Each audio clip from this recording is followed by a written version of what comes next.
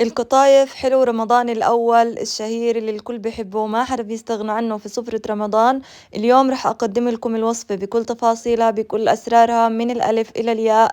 قطايف ناجحة عاملة كنار وثقوبة منيحة، واسمعوا لي صوت القرمشة. فتابعوني وإن شاء الله إنها الوصفة حتعجبكم.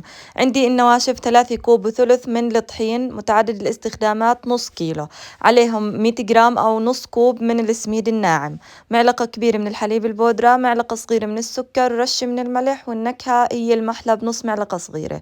بقلب المكونات مع بعضها، بضيف معلقة صغيرة سكر على جنب، ومع معلقة صغيرة ممسوحة مش مليانة خميرة، بضيف شوية مي، بقلب وبترك الخميرة لحتى تخمر معانا على جنب.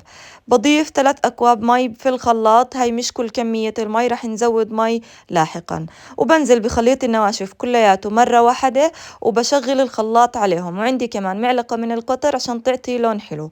بشغل الخلاط، بعد ما إنه تختلط بشكل مبدئي بضيف الخميرة اللي اختمرت، وبرجع بضيف مي تدريجيا على حسب حاجة العجينة. عشان هيك أنا ما بضيف المي مرة واحدة، لأنه حنستخدم كربونة وخميرة وكلهم فيهم مي.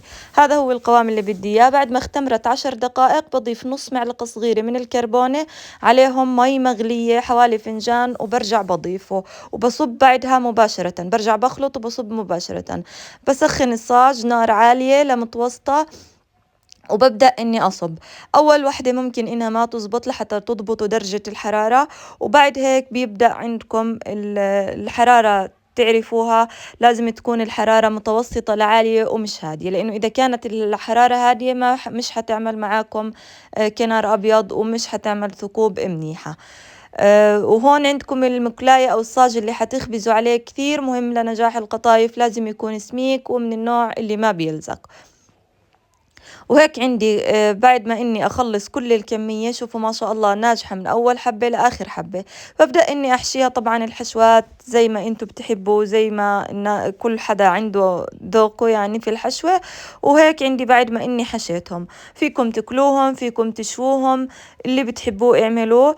أنا كليتهم هاي المرة على نار متوسطة، زيت ساخن، بقلبهم، وبعد هيك برفعهم على ورق مطبخ لحتى يصفوا شوي من زيتهم، وبحطهم بالقطر يدوب يعني كم ثانية، نص دقيقة بيكون كافي عشان يضلوا مقرمشين. ولازم القطر يكون بارد وسميك لحتى يحتفظوا في قرمشتهم. وهيك عندي بعد ما إني خلصت كل الكمية، زينتهم بشوية فستق حلبي وراح نقدمهم. جربوا الوصفة وإن شاء الله إنها راح تنال إعجابكم وتكون سهلة عليكم.